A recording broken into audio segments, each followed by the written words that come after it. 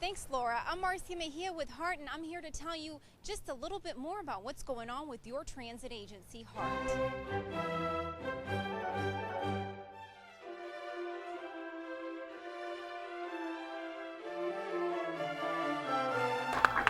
But as great as your employees are, as great as your leadership is, if they don't have the right policy direction from your board of directors, if they don't have the cooperation of the city, of the county, of the other municipalities, if they don't have the cooperation of the state, if they don't develop good relations with the federal government, you can't do what you've done.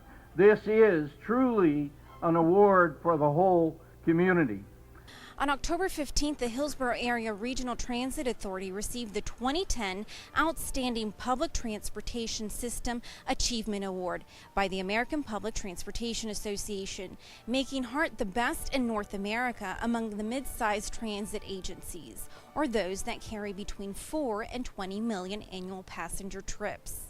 This is the highest honor any transit agency in North America can receive, and it was the first time HART has earned it, making it a moment 30 years in the making.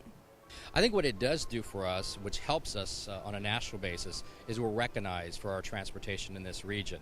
So while we're getting a lot of knowledge of people looking at the high-speed rail as it hooks into Tampa to Orlando, it's very important to know that the local transit system is going to be able to make the feeder connections that are very important to the high-speed rail system. We have had record ridership this past year and in the last couple of years. In fact, dating back to 2003, ridership is up 7% per year. In the past year, it's up 5.5%, which is about 5 times the national average. So that alone speaks well for why we won the award. But the award also looks at efficiency and safety, and we've been able to exceed our expectations on both those counts, which is really important. So we've been able to reduce costs. At the same time, we've been able to grow the system, and we've been able to reduce. Well, one of the ways to reduce costs is don't hit things. So safety-wise, that's an important matter, and so that's the reliability of the system, and people are patronizing the use of the system because they find that it's a good value. But this is more than just an award to tout. It reflects HART's commitment to provide quality transportation services for thousands of people who ride our buses, vans, trolleys, and streetcars every day. So what does it take to be the best? To serve with excellence. The major effort that I started with was let's start replacing buses, the fundamentals. Let's rebrand the system, which meant repainting buses, ordering new buses with a new paint scheme, a whole new identity. And what that does is it helps the operators, the people who've been working here for almost 30 years, feel a little bit better about their system. The riders see that we're investing into the system. Other people decide, hey, let's try the system, and so that becomes a kind of a wave, and I think that's one of the reasons why ridership is up and we're doing better. We're actually being recognized, and people are giving us a chance. Well, this all sounds good on paper, but what does that mean to you? I recently met Ron Turner, who went from using his scooter to becoming a public transit commuter.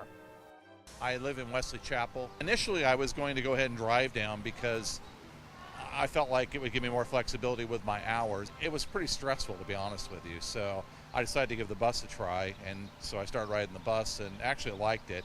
It's given me a lot of time to do things like read books.